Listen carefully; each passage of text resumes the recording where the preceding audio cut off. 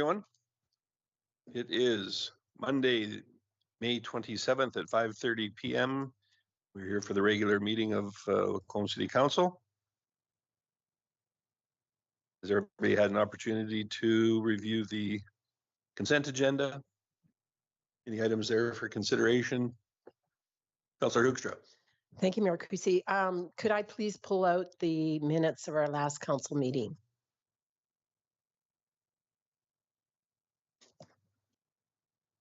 Very good. Anything else?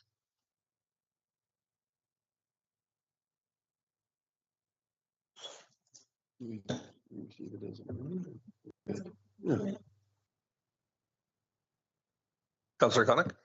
I would so move that we adopt the consent agenda as amended then. Thank you. Councillor Hoekstra, that was a similar motion or no? Very good. Thank you. If there are no others, then with respect to the consent agenda as amended motion, please go ahead and vote.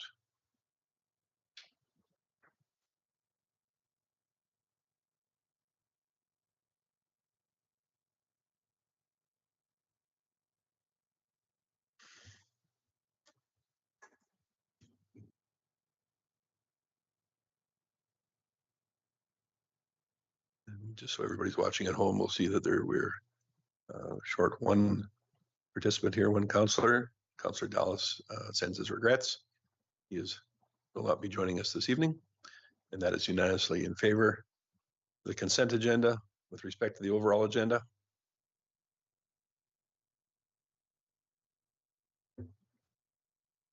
Councillor Hoekstra. Thanks, Mayor Creasy. I move that we accept the overall agenda as amended. Thank you.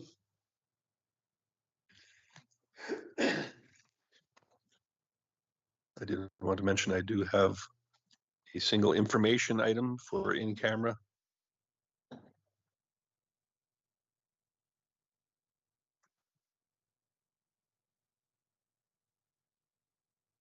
be considered as well, or rather to an information item, rather.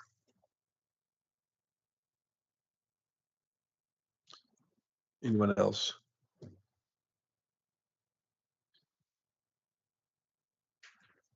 Very good. Seeing none, please go ahead and vote.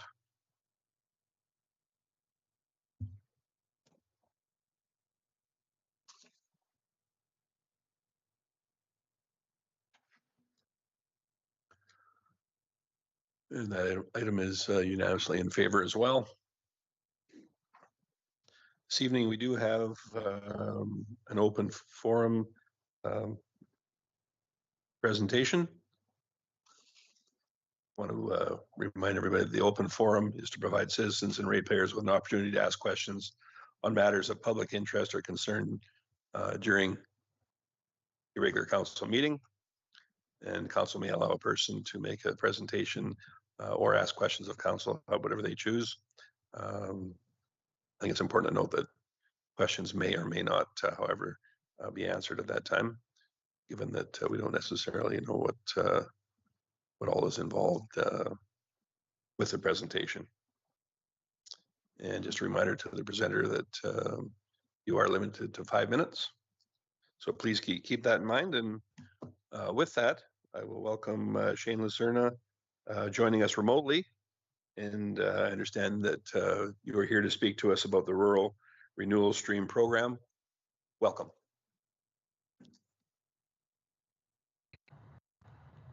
Good afternoon, everyone. Good afternoon. Whenever you're ready to proceed, the floor is yours. Thank you, sir. So I'm actually here in behalf of Lacombe Filipino Community Association. I'm actually just here to ask for you to reconsider the rural renewal stream. I believe that it was already presented to you on your last meeting in October. And our association is actually a nonprofit organization composed mainly by all professionals. And we wanted to help with the rural renewal stream and offer our help to our city with no profit at all or whatsoever. We would like to apply maybe as your partnering agency for the said rural stream if you would let us. I mean, do you have any questions or any concerns about it? Shane, I guess just to bring council up to speed, I understand that you've been speaking with our Director of Community Services on this item as well. Yes, that is correct, sir. And has he given you some direction how to possibly move forward?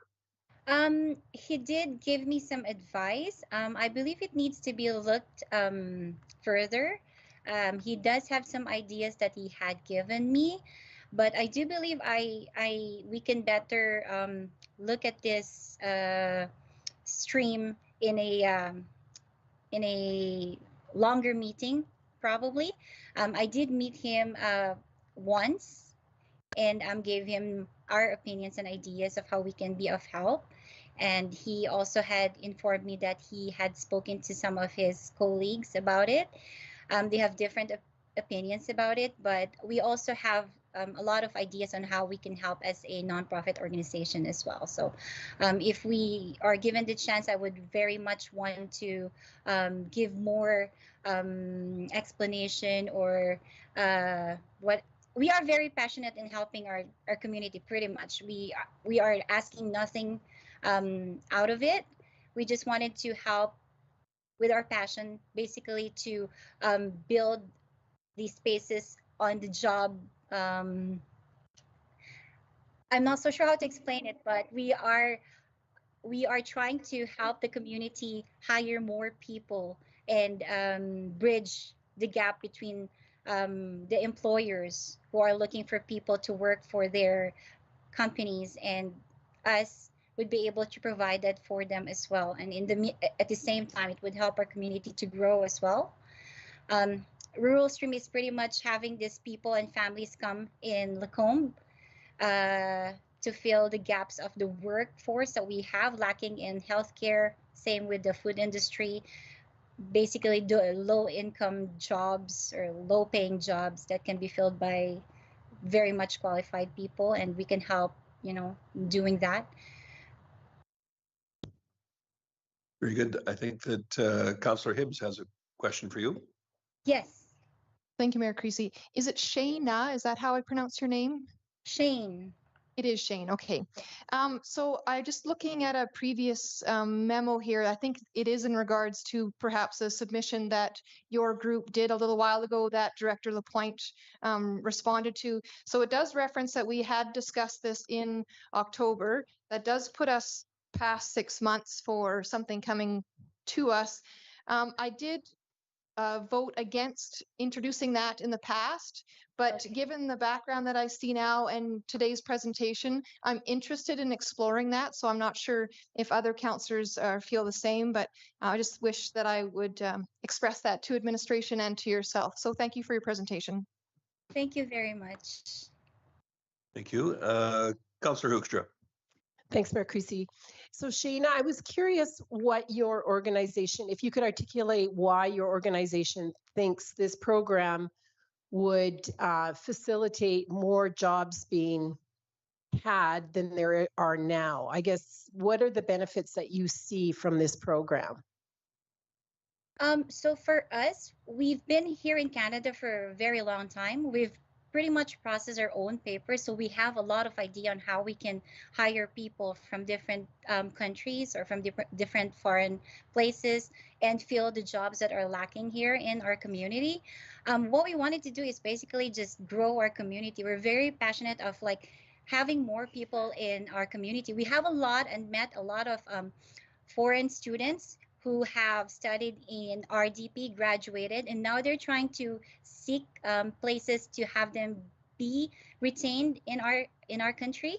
So this rural stream would help them stay here. So some of them are actually nurses, some of them are management graduates from RDP, and they are very much qualified because we have a lot of jobs that are being vacated from, let's say, healthcare industry like Royal Oak. They're trying to find people to be healthcare workers because most of their people have upgraded into nurses, and how the government had actually established the nursing practice. So people who have been healthcare practitioners in Canada can actually upgrade into a nursing job. So now they're leaving healthcare industries, and we are lacking that in Lacombe. So we can basically help you get these people from different places who are qualified to fill the jobs. Same thing with the food industry, like McDonald's, KFC. They're always looking for people to fill the jobs, and there's just not a lot of people.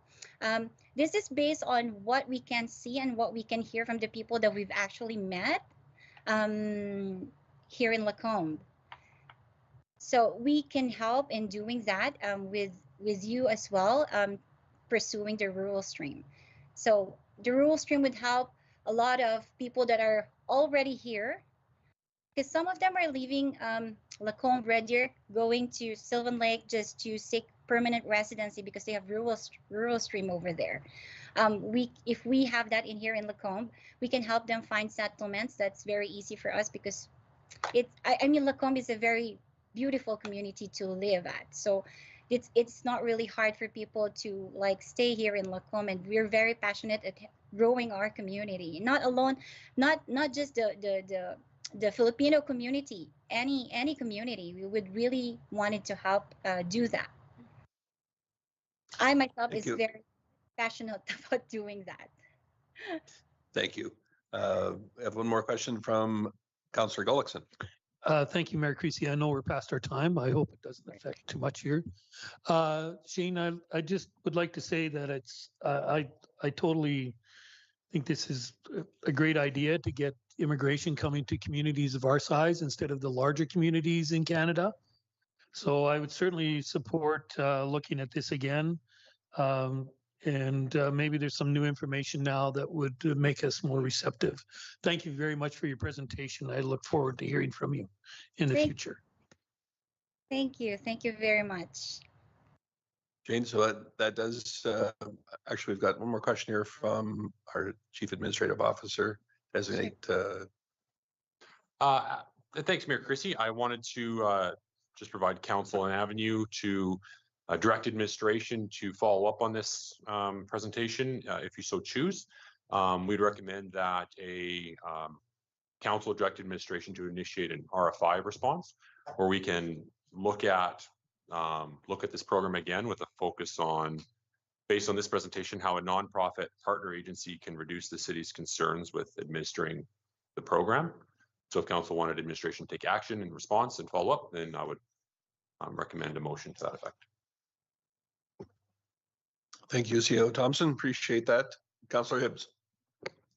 Thank you, Mayor Creasy. I did not write that down, but I assume that you did. So I would be willing to make that motion to direct administration to do exactly as you outlined, please. So perhaps I could help you with some wording on that, Councillor Hibbs. The council request administration provide additional information or follow up through a request for information on the Rural Renewal Stream program. Couldn't have said it better. Thanks. All right, very good. So yes, as you're well aware, it has been over the 6-month period, as pointed out by Councillor Hibbs, and I think you'll find that council is definitely engaged with our business community and is happy to look at it again. The first time around, there was some pitfalls here and some capacity issues that made it problematic for us. However, things change, so circumstances can change, and I would suggest that as a bare minimum, you reach out to Director Lapointe, and we can perhaps come up with some additional information and perhaps come up with a different plan than what we did previously. Anybody have anything to add before we consider that motion? I don't think I need to read it again. So seeing none, please go ahead and vote.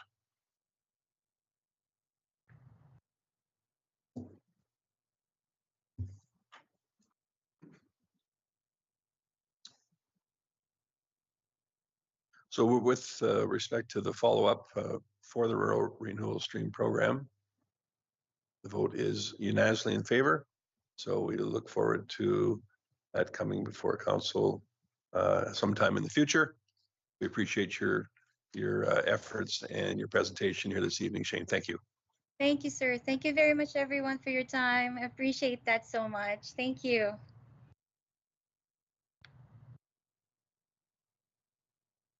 Period. Okay.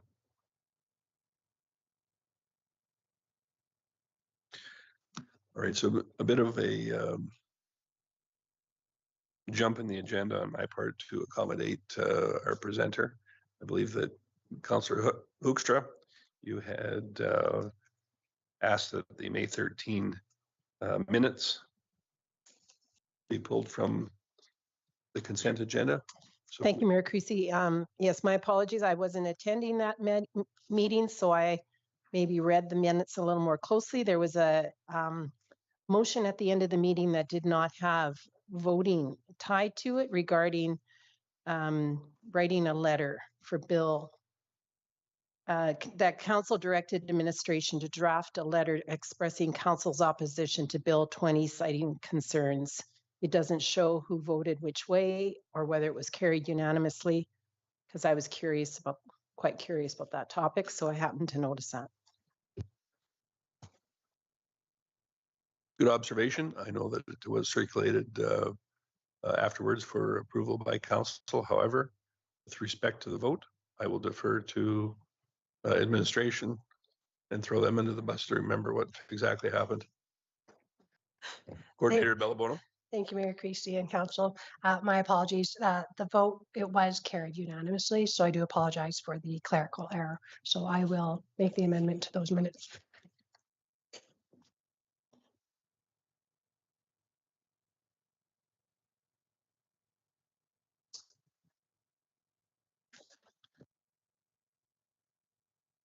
Very good. So we will move into a request for decision and ask that Tech Carpenter move up to the front row here. Manager Dooley as well for item 6.1, bylaw 520, the safety codes permit up to us hopefully for third reading. Whenever you're ready, the floor is yours. Good evening, Mayor Creasy and members of council. Tonight, I am here to present the Safety Codes Permit Bylaw 520 for consideration of third reading and to rescind the Planning and Development Fee Schedule Policy 66-210-01-15 following council's adoption of Policy 66-210-01-2024 PO on May 13th, 2024. So over the past several months, Planning and Development Services has reviewed all fee types to ensure fees are comparable and competitive to regional municipalities. Through this review, it was determined that 97% of Lacombe Safety Codes fees are below other communities in the region. Safety Codes fees apply to the building, electrical, gas, and plumbing permits. These fees are intended to cover the cost of permit issuance and inspections, and they are shared 50-50 with a contracted third-party organization, which issues our building permits, conducts the inspections, and provides expertise related to safety codes regulations. So previously, safety codes fees were separated into two bylaws, Bylaw 166 and Bylaw 306, Bylaw 168 and Bylaw 306. Administration has proposed to consolidate these into one safety codes permit bylaw. The proposed consolidated safety codes permit bylaw includes updated terminology to align with the current Safety Codes Act and an updated fee schedule for building, electrical, gas, and plumbing permits. As well, the proposed fee changes include building permit fees have been proposed to increase ranging from 10 to 60%, and electrical, gas, and plumbing permit fee increases range from 25 to 50%. These increases would bring Lacombe's fees closer to our regional municipalities.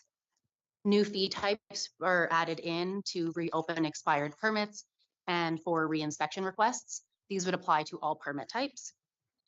For a permit that is canceled or refused after administration has reviewed the application, a 75% refund of the permit fee would be refunded to the applicant. Currently, this only applies to electrical, plumbing, and gas permits, so this change would also apply it to our building permits. And we're looking at adding a homeowner permit fee for gas and plumbing permits, as this currently only applies to electrical permits. We are proposing October 1st, 2024 as the effective date for both the fee changes and the bylaw implementation, which is the same date planning and development fees had been approved to take effect. We are not aware of any feedback from the public received after the May 13th, 2024 council meeting. So the bylaw as presented tonight has no proposed changes and is the same as was previously presented to council at second reading.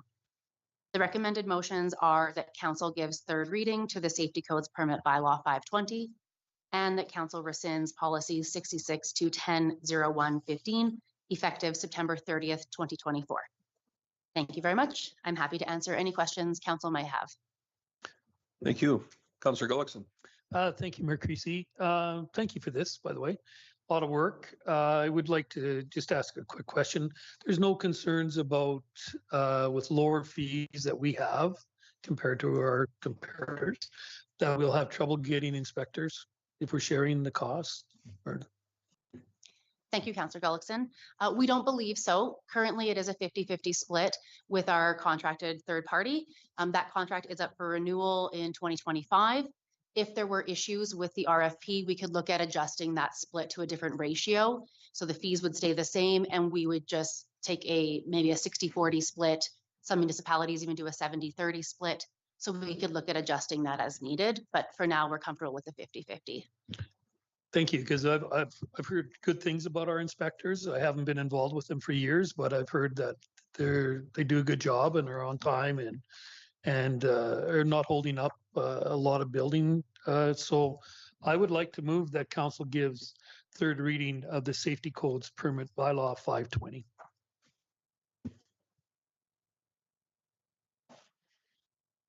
Thank you. I'm not seeing a lot of other lights on. With that, please go ahead and vote.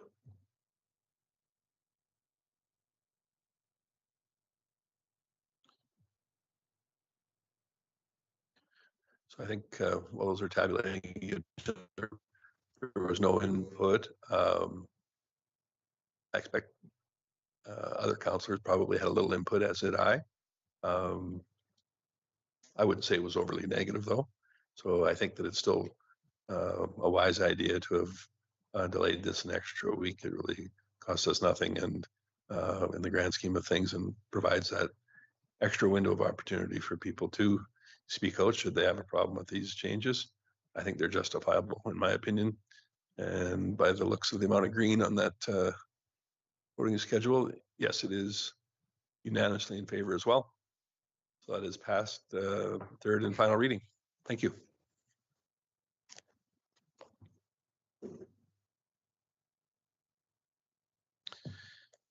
Senior Officer Dooley, Metcalf Ridge Outline Plan Amendment. Oh, here we're going to rescind one too. Sorry about that. Councillor Hoekstra. Thanks, Mayor Creasy. I move that council rescinds policy 66 210.0115 effective September 30th, 2024.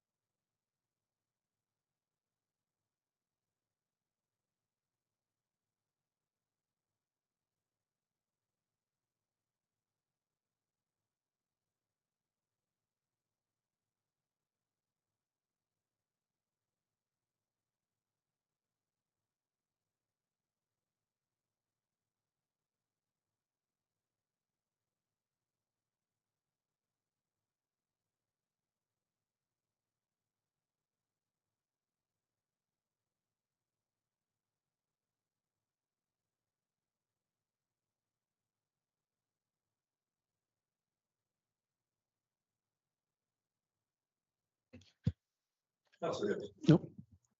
I will so move that we accept those minutes from originally from the consent agenda.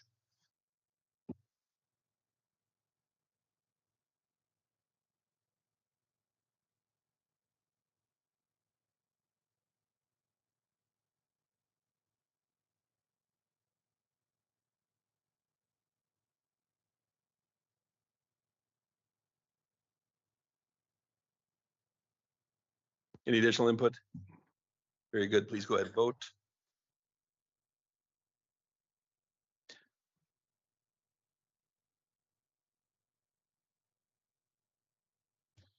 I don't know if anybody knows just how fast IT brought that one forward out of order. So thank you for that.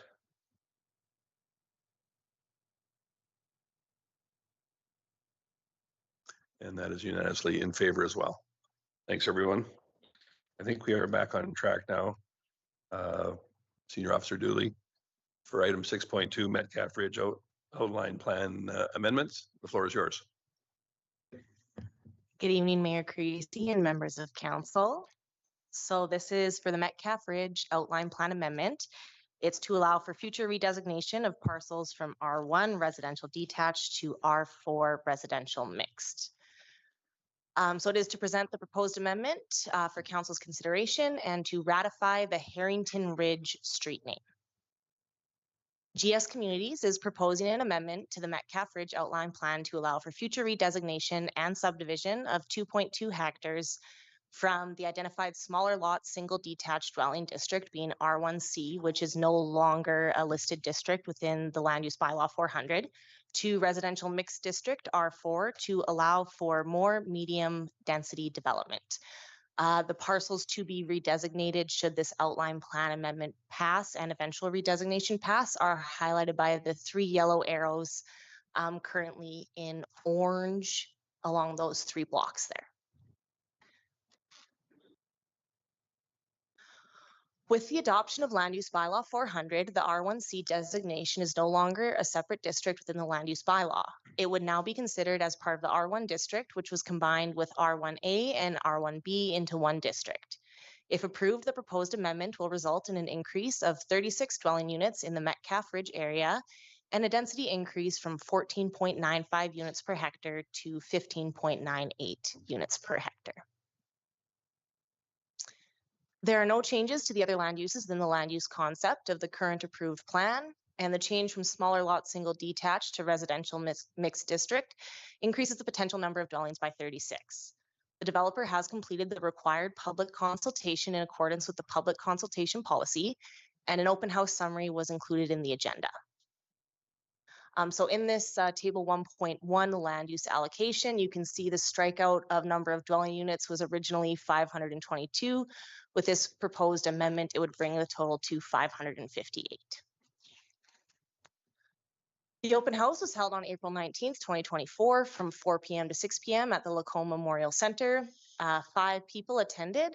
Verbal comments were made predominantly surrounding the state of the overall housing market and the challenges builders are facing today. No written submissions were received. And during the review of this outline plan amendment request, staff noted inconsistencies in street name assignment.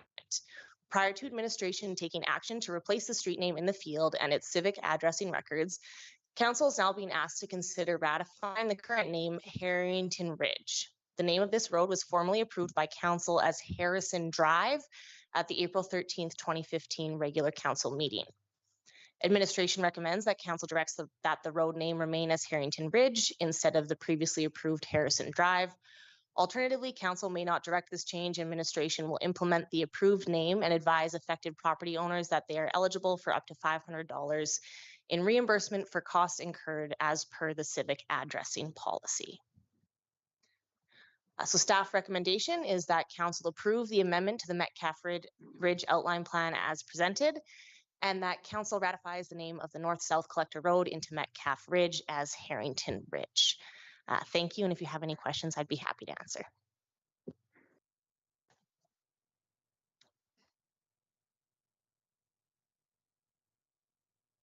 Thank you, Senior Development Officer Dooley. Appreciate that. Councillor Ross, go ahead. Thank you, Mayor Creasy. I'll just move that council approves the amendment to the Metcalf Ridge Outline Plan as presented. Thank you. Any input on that item? Please go ahead and vote.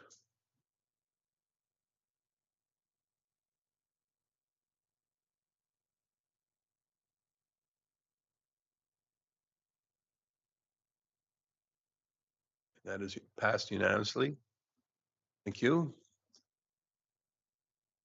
Councillor Hibbs, I believe, was first. Thank you, Mayor Creasy. As much as I have a personal affinity for the name Harrison, I would move that council ratifies the name of the North-South Collector Road into Metcalf Ridge as Harrington Ridge.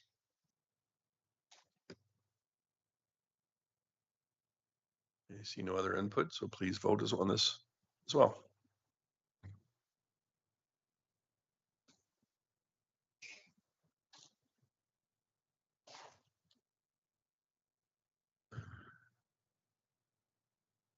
And that is unanimously in favor. Thanks here, everyone. And thank you both.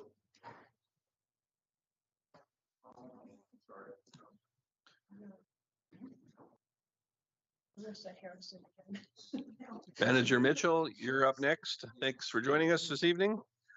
I understand you're going to be bringing us the update on our 2024 Capital Works program. You bet. Thank you, Mayor Creasy. Thank you. And good evening, members of council. As Councillor or Mayor Creasy mentioned, I am presenting council with updates on both the 2023 and 2024 Capital Works program. As I'm sure there's some questions that you've all been asked about when paving is going to happen on either CNE Trail or 58th Street. So we'll start with that. For the 2023 program, the contractor currently has their landscaping subcontractor in town cleaning up deficiencies. Last week, they advised that they expect to be complete landscaping by May 31st. However, with the rain last week, I wouldn't be surprised if that stretches a little bit into the following week. I have seen their crews around town making progress, but it is possible that that date slid a few days. The 3 locations that had deep utilities replaced last year are 58th Street, north of Highway 12, that first block there, CNE Trail, west of the hospital, and 51st Ave, west of the post office.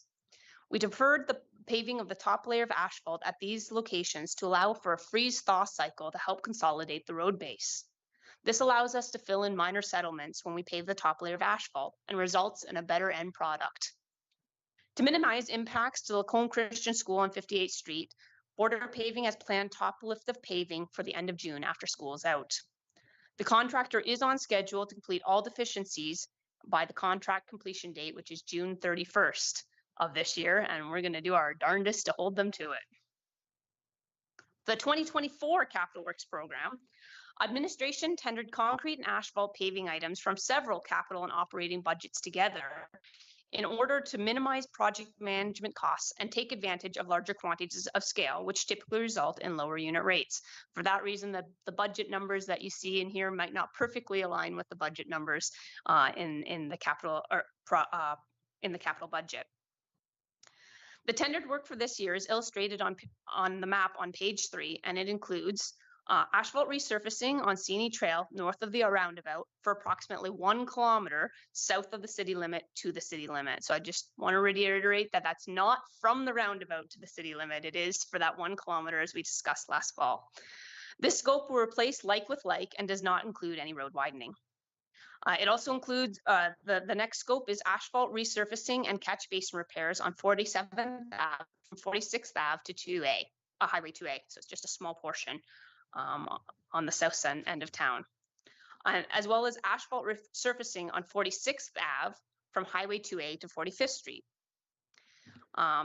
This year, we will also complete the trail to the Len Thompson Fish Pond from Highway 2A in the rail crossing, and includes all the way up to across from the Woodland Drive's baseball diamonds there, and it connects all the way to the fish pond. That work was deferred from 2023 to this year, just because we had to work with CP to get some rail ties extended so that we could put that crossing in place this year. The scope also includes some gravel lane base repair and realignment between 53rd and 54th Ave down by CNE Trail. And this is about half of a lane that we've had drainage issues for a number of years. And so we're getting a contractor to come out and help us with that scope of work. It also includes construction of a new sidewalk from 46 along 45th Street, and this is from 46th Ave near the new pedestrian bridge all the way down to Highway 12. So I think a lot of people in Mackenzie will be very happy to see that project go forward. And finally, it includes select sidewalk replacements on 53rd Street between 52nd and 54th Ave. And this is to address drainage issues that council's seen some RFIs on over the past couple years. The city is also facilitating the installation of a new RRFB. So those are the rapid rectangular flashing beacons at the new Parkland Adventist Academy on College Ave. The city is coordinating the work with our capital works contractor, but it will be paid for by the developer as it's a condition of their development permit. So the tendered costs for all these scopes of work are approximately 2.5% or $60,000 under budget, and we'll proceed as planned. The lowest bid was submitted by TJ Paving. TJ Paving successfully completed the capital works program for the city in 2022. Their proposed schedule indicates the work will begin in August and be completed by September. This is similar to the schedule they submitted in 2022, which they executed on time and on budget. The city's consultant also completed a design to replace the sanitary sewer in the alleys north of 49A and 49A Ave and 49th Ave, but it was not tendered with the rest of the work. During detailed design, it was identified that the alleys are very congested with shallow utilities and overhead power, which do not follow straightforward alignments. This is anticipated to have significant impact on contractor pricing. The condition of the storm main was also reviewed during detailed design, and it is recommended for replacement as well. The work has not been tendered, but we do have a cost estimate from our consultant of $1.25 million for both alleys, which is an increase of about 60% to the pre-design estimate. In addition, ATCO Gas noted that their gas mains in these lanes were installed in the 1950s, and they would like to replace them in coordination with our sewer main replacement. ATCO Gas will complete their gas main replacement at their own cost, but it does require additional time to complete design and engage a contractor of their own. They have confirmed that the earliest they can complete this work is the spring of 2025. So administration is requesting an additional $480,000 to complete the sanitary and storm sewer replacements in both lanes. Approximately $200,000 of the additional cost is attributed to the storm main replacement, and the remaining $280,000 is due to the congested workspace, which will require cage trenching, supporting power poles, and telecommunication lines, and providing temporary water services. If the additional budget is approved, administration plans to tender and award the deep utility work this summer so that work can begin next spring as soon as ATCO Gas is able to complete their scope. And I'm happy to answer any questions you have at this time. Councilor Ross. Thank you, Mayor Creasy. So if you were to resurface Sini Trail based upon traffic count, it would probably be done between 63rd Ave and the traffic circle over going north of the traffic circle. If you were to base that on traffic count of, no, traffic volume on them two separate areas, correct? I'm not sure what you mean by based on traffic count, but what we have done in the past is based it on pavement quality and then the type of road it is. So whether it's a collector or arterial or local road, and that whole stretch does fall under the same classification of collector road. The difference was that the pavement condition analysis was worse on the section that we're proposing for this year. The section south of the roundabout is actually proposed for next year. We did complete a detailed design as back of the pockets section of road to be done. Our budgets came in where they came in, and so we're not recommending we proceed this year, but it was about, if I do have it in my notes somewhere here, 480,000 for that section from about 63rd to the south of the roundabout. Again, that's scheduled for next year.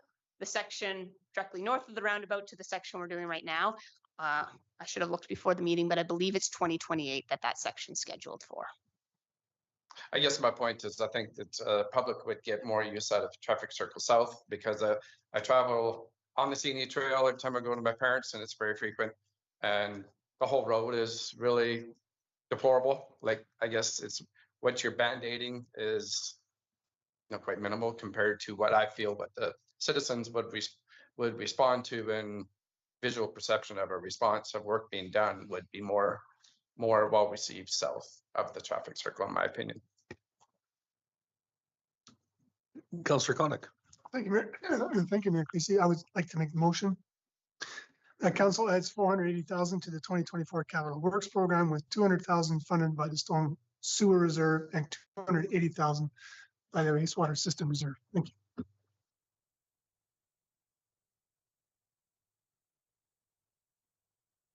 Thank you, Councillor Hoekstra. Thanks, McCursey. Just a little nitpicky thing. You said June 31st, everything was going to be done. There isn't a June 31st. June 30th.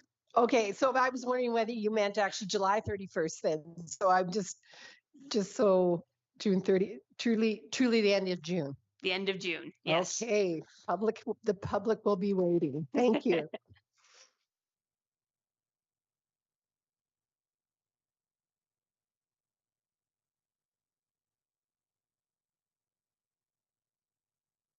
Any other input?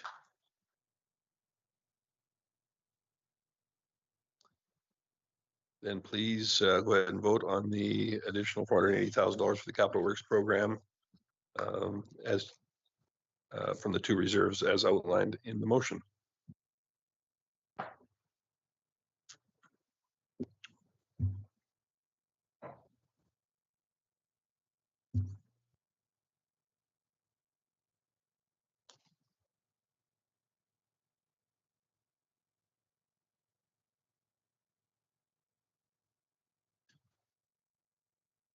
I didn't look up in time. I believe that was, it is unanimously approved. Thank you, everyone.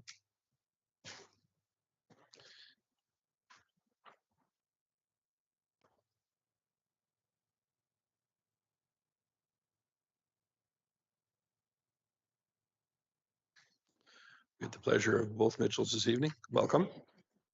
Item 6.4, the Community Builder Partnership recommendation you've got for us. Manager Mitchell, the floor is yours. Thank you, Mayor Creasy. Good evening. This evening, Council is asked to approve Echo Lacomb's request for $12,346.50 from the Community Builder Partnership Fund for their Crana Lake Trail solar lighting project. As you may recall, the fund's guidelines require Council approval for any requests exceeding $10,000. The Lacombe District Recreation Parks and Culture Board can approve requests under $10,000. The capital projects portion of the Community Builder Partnership Fund allows for funding of up to 25% of capital projects within the city. Over $45,000 remains in the Community Builder Partnership Fund allocated to capital projects for 2024. Crana Lake is a bustling hub for various forms of pedestrian traffic, including walkers, runners, cyclists, and families enjoying leisurely strolls. However, the safety of this area diminishes as the sun sets due to insufficient lighting along its pathways. Recognizing the need for enhanced safety and accessibility, Echo Lacombe is leading a project to install 6 solar-powered pathway lights along the route between Crana Lake parking lot and where the path splits and goes towards City Hall. The total budget is $49,386. Echo Lacombe is requesting a grant of 25% of the project costs. After reviewing Echo Lacombe's application during their May 2nd meeting, the Lacombe District Recreation Parks and Culture Board made the recommendation that Council approve a grant of $12,346.50 from the Community Builder Partnership Fund for their proposed Crana Lake Trail solar lighting project. I'm open to any questions you may have.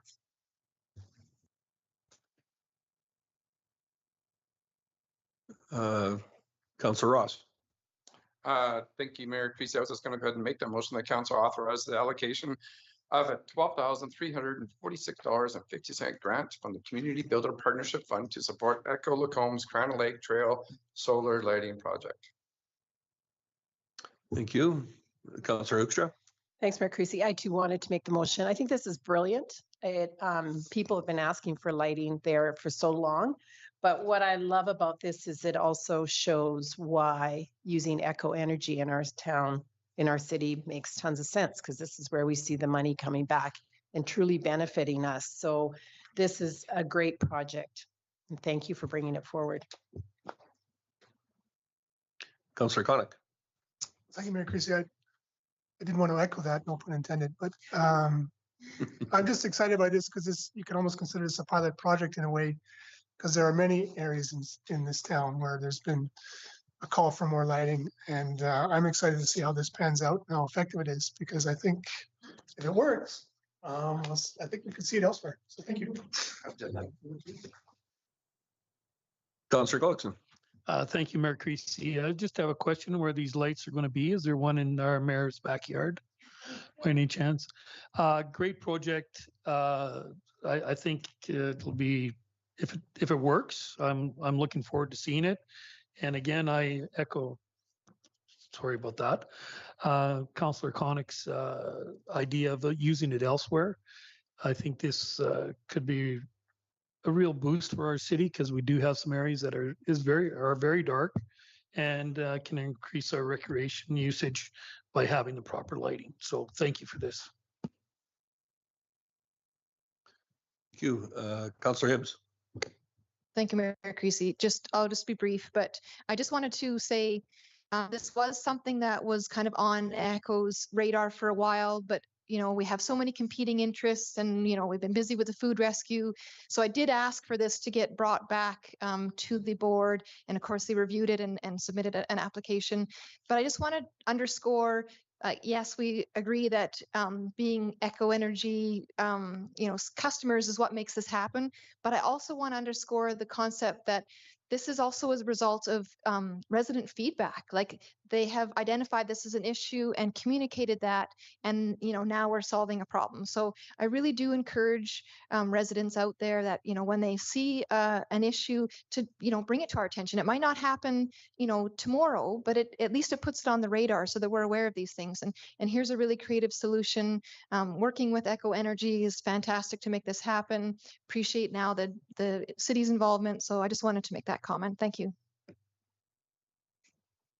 Thank you. So from my perspective, happy to see the lighting. Not totally sold on the solar, simply because I don't see any alternatives here. I just want to know how the pricing compared to conventional lighting sources. Thank you, Mayor Creasy. I'm presenting Echo Lacomb's grant application, so I don't have that information available to me at this time. That's a terrific answer. Thanks for escaping that one. Andrew LaPointe? I would say that from Echo Lacomb's perspective, the discussion centered around how costly it would be to actually set up conventional lighting in that space. And so I don't think we ever did pursue, a cost comparison, and assumed that, a few solar lights would probably be more cost effective. Okay, thank you.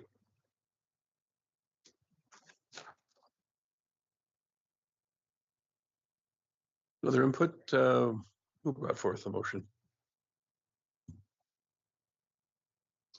Councillor Rosted, thank you. I am supposed to read it one more time just to make it official. So from Councillor Rosted, Council authorizes the allocation of $12,346.50 grant from the Community Builder Partnership Fund to support Echo Lacomb's Cranna Lake Trail solar lighting project. No other lights, so please go ahead and vote.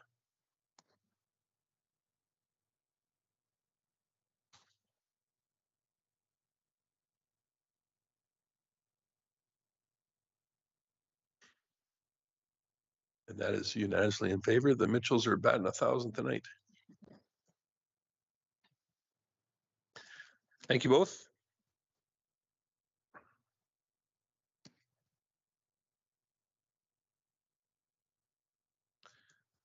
We'll briefly go through our upcoming meetings here.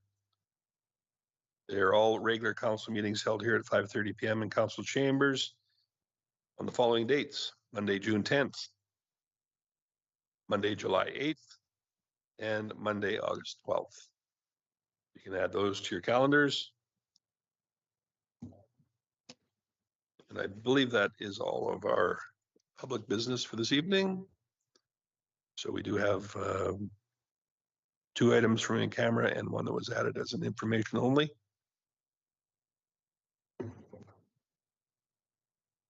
Councillor Connick? Your light is off. Councillor Hoekstra, help me out. Thank you, Mayor Creasy. I move that we move in camera. Very good. My clock shows 6:20 PM. Please go ahead and vote.